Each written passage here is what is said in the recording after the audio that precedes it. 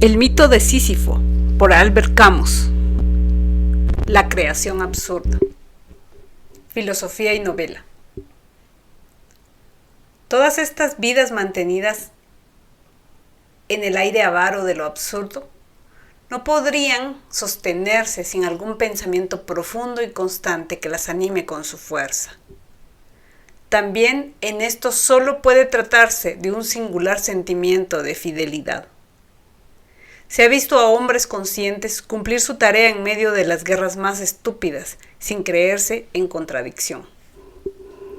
Es que se trataba de no eludir nada. Hay una felicidad metafísica en la defensa de la absurdidad del mundo. La conquista o el juego. El amor innumerable. La rebelión absurda son homenajes que el hombre tributa a su dignidad en una campaña en la que está vencido de antemano. Se trata solamente de ser fiel a la regla del combate. Este pensamiento puede bastar para alimentar a un hombre. Ha sostenido y sostiene a civilizaciones enteras.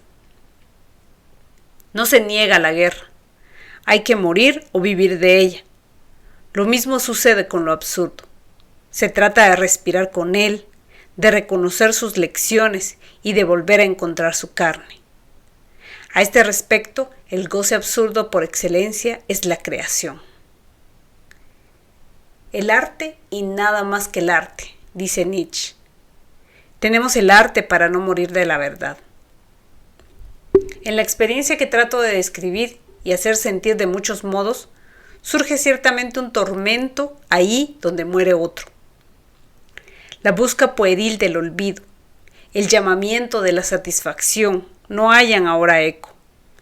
Pero la tensión constante que mantiene el hombre frente al mundo, el delirio ordenado que le impulsa a acoger todo lo dejan otra fiebre. En este universo es la única probabilidad de mantener la propia conciencia y de fijar en ella las aventuras. Crear es vivir dos veces. La búsqueda titubeante y ansiosa de un Proust, su meticulosa colección de flores, de tapices y de angustias no significan otra cosa.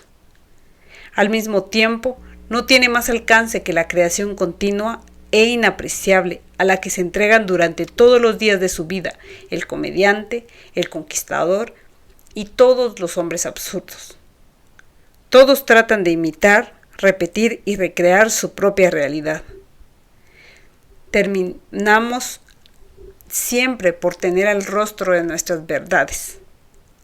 Para un hombre apartado de lo eterno, la existencia entera no es sino una imitación desmesurada bajo la máscara de lo absurdo. La creación es la gran imitación. Estos hombres saben ante todo y luego todo su esfuerzo consiste en recorrer, agrandar y enriquecer la isla sin porvenir a la que acaban de llegar.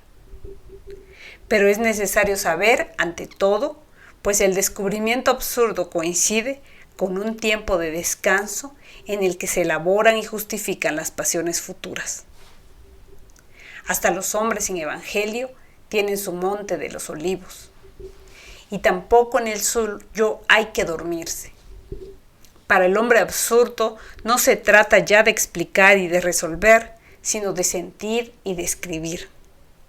Todo comienza con la indiferencia clarividente. Describir, tal es la última ambición de un pensamiento absurdo. También la ciencia, al llegar al término de sus paradojas, deja de proponer y se detiene para contemplar y dibujar el paisaje siempre virgen de los fenómenos. El corazón aprende así que esa emoción que nos transporta ante los rostros del mundo no procede de su profundidad, sino de su diversidad. La explicación es inútil, pero la sensación subsiste y con ella los llamamientos incesantes de un universo inagotable en cantidad. Ahora se comprende el lugar que ocupa la obra de arte. Señala a la vez la muerte de una esperanza y su multiplicación. Es como una repetición monótona y apasionada de los temas ya orquestados por el mundo. El cuerpo inagotable imagen en el frontón de los templos, las formas o los colores, el número o la angustia. Por lo tanto, no es indiferente, para terminar, encontrar nuevamente los principales temas de este ensayo en el universo magnífico y pueril del Creador. Sería un error ver en ello un símbolo y creer que la obra de arte puede ser considerada, al fin y al cabo, como un refugio de lo absurdo. Ella misma es un fenómeno absurdo y se trata solamente de su descripción. No ofrece una solución al mal del espíritu. Es, por el contrario, uno de los signos de ese mal que repercute en todo el pensamiento de un hombre.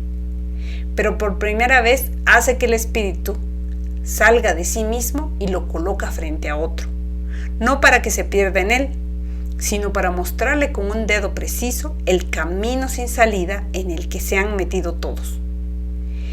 En el tiempo del razonamiento absurdo, la creación sigue a la indiferencia y al descubrimiento. Señala el punto desde el que se lanzan las pasiones absurdas y en el que se detiene el razonamiento. Así se justifica su lugar en este ensayo.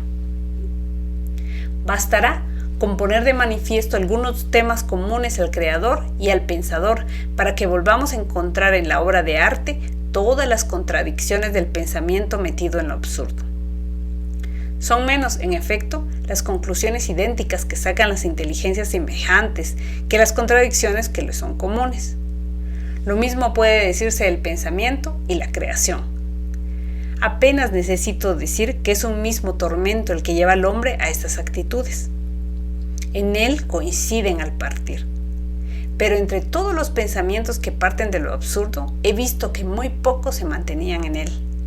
Y por sus desvíos o por sus infidelidades he podido medir mejor lo que no pertenecía sino a lo absurdo. Paralelamente, debo preguntarme, ¿es posible una obra absurda? No se insistirá nunca demasiado en lo arbitrario de la antigua oposición entre arte y filosofía. Si se la quiere entender en un sentido demasiado preciso, es seguramente falsa. Si se quiere decir solamente que cada una de estas dos disciplinas tiene su clima particular, eso es sin duda cierto, pero vago. La única argumentación aceptable residía en la contradicción promovida entre el filósofo encerrado en medio de su sistema y el artista colocado ante su obra. Pero esto valía para cierta forma de arte y de filosofía a la que nosotros consideramos aquí secundaria. La idea de un arte separado de su creador no está solamente anticuada, sino también es falsa. Por oposición al artista, se señala que ningún filósofo ha creado nunca varios sistemas. Pero esto es cierto en la medida misma que ningún artista ha expresado nunca más de una sola cosa bajo aspectos diferentes. La perfección instantánea del arte, la necesidad de su renovación no son ciertas sino por prejuicio. Pues la obra de arte también es una construcción y todos saben cuán monótonos pueden ser los grandes creadores. El artista, lo mismo que el pensador, se empeña y se hace en su obra. Esta ósmosis plantea el más importante de los problemas estéticos. Además, nada más inútil que estas distinciones según los métodos y los objetos para quien se convence de la unidad del propósito del espíritu. No hay fronteras entre las disciplinas que el hombre se propone para comprender y amar. Se interpenetran y la misma angustia las confunde. Es necesario decir esto desde el principio. Para que sea posible una obra absurda, es necesario que se mezcle con ella el pensamiento bajo su forma más lúcida. Pero es necesario al mismo tiempo que no aparezca en ella sino como la inteligencia que ordena. Esta paradoja se explica con arreglo a lo absurdo. La obra de arte nace del renunciamiento de la inteligencia a razonar lo concreto. Señala el triunfo de lo carnal. Es el pensamiento lúcido el que la provoca, pero en este acto mismo se niega. No cederá a la tentación de agregar a lo descrito un sentido más profundo que sabe ilegítimo. La obra de arte encarna un drama de la inteligencia, pero no lo demuestra sino indirectamente. La obra absurda exige un artista consciente de esos límites y un arte en el que lo concreto se describe a sí mismo. no puede ser el fin, el sentido y el consuelo de una vida. Crear o no crear no cambia nada. El creador absurdo no se atiene a su obra. Podría renunciar a ella. Renuncia a ella algunas veces. Le basta con una Abisinia. Se puede ver en ello al mismo tiempo una regla de estética. La verdadera obra de arte está hecha siempre a la medida del hombre. Es esencialmente la que dice menos. Hay cierta relación entre la experiencia global de un artista y la obra que la refleja, entre Wilhelm Meister y la madurez de Goethe. Esta relación es mala cuando la obra pretende dar toda la experiencia en el papel de encaje de una literatura de explicación. Esa relación es buena cuando la obra no es sino un trozo tallado en la experiencia, una faceta del diamante en que el brillo interior se resume sin limitarse. En el primer caso hay exceso de carga y pretensión a lo eterno. En el segundo, obra fecunda a causa de todo un supuesto de experiencia cuya riqueza se adivina. Para el artista absurdo, el problema consiste en adquirir esa mundología que supera la desenvoltura. Y al final, el gran artista, bajo este clima, es ante todo un gran viviente si se entiende que vivir es tanto sentir como reflexionar. La obra encarna, por lo tanto, un drama intelectual. La obra absurda ilustra la renuncia del pensamiento a sus prestigios y su resignación a no ser ya más que la inteligencia que hace funcionar las apariencias y que cubre con imágenes lo que no tiene razón. Si el mundo fuese claro, no existiría el arte. No hablo ahora de las artes de forma, en las que solo reina la descripción en su espléndida modestia. La expresión comienza a determinar el pensamiento. Estos adolescentes de ojos vacíos que pueblan los templos y los museos tienen su filosofía traducida a gestos. A un hombre absurdo le enseña más que todas las bibliotecas. Bajo otro aspecto, sucede lo mismo con la música. Si hay un arte privado de enseñanza, es precisamente este. Está demasiado próximo a las matemáticas para no haber tomado de ellas su carácter gratuito. Ese juego del espíritu consigo mismo, según leyes convenidas y medidas, se desarrolla en el espacio sonoro que es el nuestro y más allá del cual las vibraciones pueden encontrarse, no obstante, en un universo inhumano. No existe sensación más pura. Estos ejemplos son demasiado fáciles. El hombre absurdo reconoce como suyas estas anomalías y estas formas. Pero yo querría hablar aquí de una obra en la que la tentación de explicar sigue siendo mayor, en la que la ilusión se ofrece por sí misma, en que la conclusión es casi inevitable. Me refiero a la creación novelesca. Me preguntaré si lo absurdo puede mantenerse en ella. Pensar es, ante todo, querer crear un mundo o limitar el propio, lo que equivale a lo mismo. Es partir del desacuerdo fundamental que separa al hombre de su experiencia para encontrar un terreno de armonía conforme a su nostalgia. Un universo encrosetado con razones o aclarado por analogías que permita resolver el divorcio insoportable. El filósofo, aunque sea Kant, es creador. Tiene sus personajes, sus símbolos y su acción secreta. Tiene sus desenlaces. A la inversa, la preeminencia lograda por la novela con respecto a la poesía y el ensayo representa únicamente, y a pesar de las apariencias, una mayor intelectualización del arte. Entendámonos, se trata sobre todo de las más grandes. La fecundidad y la grandeza de un género se miden con frecuencia por sus desperdicios. El número de malas novelas no debe hacer olvidar la grandeza de las mejores. Estas justamente llevan consigo su universo. La novela tiene su lógica, su razonamiento, su intuición y sus postulados. Tiene también su exigencia de claridad. La oposición clásica de la que hablaba más anteriormente se justifica menos todavía en este caso particular. Valía en la época en que era fácil separar a la filosofía de su autor. en realidad y en la actualidad, cuando el pensamiento no aspira ya a lo universal, cuando su mejor historia sería la de los arrepentimientos, sabemos que el sistema, cuando es válido, no se separa de su autor. La ética misma, en uno de sus aspectos, no es sino una larga y rigurosa confidencia. El pensamiento abstracto encuentra por fin su apoyo carnal. Y del mismo modo, los juegos novelescos del cuerpo y de las pasiones se ordenan un poco más con arreglo a las exigencias de una visión del mundo. Ya no se cuentan historias, se crea el universo propio. Los grandes novelistas son novelistas filósofos, es decir, lo contrario de escritores de tesis.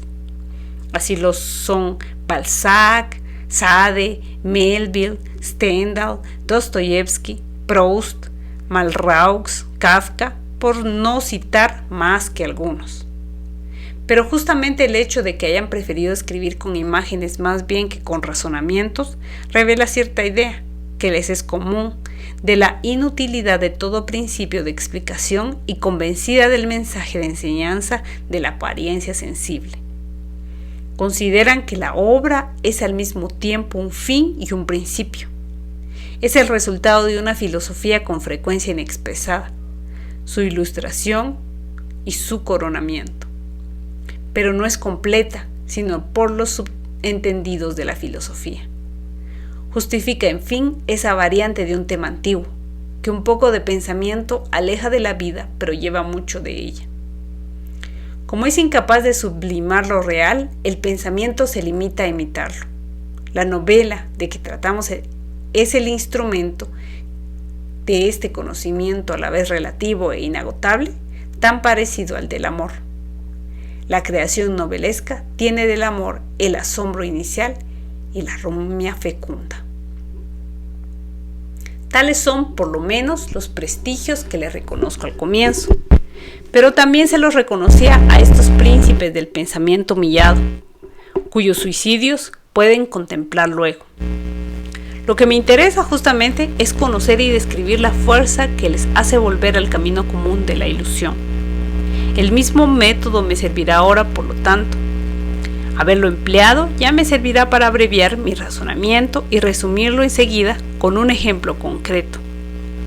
Quiero saber si, una vez que se acepta vivir sin apelación, se puede consentir también en trabajar y crear sin apelación, y cuál es la ruta que lleva a esas libertades. Quiero librar a mi universo de sus fantasmas y probarlo solamente con las verdades carnales cuya presencia no puedo negar. Puedo hacer una obra absurda, elegir la actitud creadora a otra cualquiera. Pero para que una actitud absurda siga siéndolo, debe permanecer consciente de su gratuidad. Lo mismo sucede con la obra. Si en ella no se respetan los mandamientos de lo absurdo, si no ilustra el divorcio y la rebelión, si consagra las ilusiones y suscita la esperanza, ya no es gratuita. Ya no puedo separarme de ella. Mi vida puede encontrar en ella un sentido, y eso es irrisorio. No es ya que ese ejercicio de desapego y de pasión que consume el esplendor y la inutilidad de una vida de hombre. En la creación, la tentación de explicar es más fuerte. ¿Se puede superar esa tentación? En el mundo ficticio, en el que la conciencia del mundo real es más fuerte, ¿puedo permanecer fiel a lo absurdo sin consagrarme al deseo de concluir? Son otras tantas preguntas que deben encararse en un último esfuerzo. Se ha comprendido ya lo que significaban. Son los últimos escrúpulos de una conciencia que teme abandonar su primera y difícil enseñanza al precio de una última ilusión. Lo que vale la creación, considerada como una de las actitudes posibles para el hombre consciente de lo absurdo, vale para todos los estilos de vida que se le ofrecen. El conquistador o el actor, el creador o Don Juan, pueden olvidar que su ejercicio de vivir no se podría realizar sin la conciencia de su carácter insensato. Se acostumbra uno muy pronto. Se quiere ganar dinero para vivir feliz y todo el esfuerzo y lo mejor de una vida se concentran en ganar ese dinero. Se olvida la felicidad, se toma el medio por el fin. Asimismo, todo el esfuerzo del conquistador deriva hacia la ambición que no era sino un camino hacia una vida más grande. Don Juan, por su parte, va a aceptar también su destino, a satisfacerse con esa existencia cuya grandeza no vale sino por la rebelión. Para el uno es la conciencia, para el otro la rebelión. En ambos casos ha desaparecido lo absurdo. Tan tenaz es la esperanza en el corazón humano. Los hombres más despojados terminan a veces aceptando la ilusión. Esta aprobación dictada por la necesidad de paz es la hermana interior del consentimiento existencial. Hay por lo tanto dioses de luz e ídolos de barro, pero es el camino medio que lleva a los rostros del hombre los que se trata de encontrar. Hasta aquí son los fracasos de la exigencia absurda los que nos han informado mejor sobre lo que ella es. De la misma manera, nos bastará para estar prevenidos con advertir que la creación novelesca puede ofrecer la misma ambigüedad que ciertas filosofías. Por lo tanto, puedo elegir como ejemplo una obra en la que se reúna todo lo que indica la conciencia de lo absurdo, cuyo comienzo sea claro y el clima lúcido. Sus consecuencias nos instruirán. Si lo absurdo no es respetado en ella, sabremos a través de qué sesgo se ha introducido la ilusión. Un ejemplo concreto, un tema, una fidelidad de creador bastarán entonces. Se trata del mismo análisis que ya ha sido hecho más largamente. Examinaré un tema favorito de Dostoyevsky. Hubiera podido estudiar igualmente otras obras, pero en esta se trata el problema directamente, en el sentido de la grandeza y la emoción, como sucede con los pensamientos existencialistas de los que ya se ha hablado. Este paralelismo servirá para mi propósito.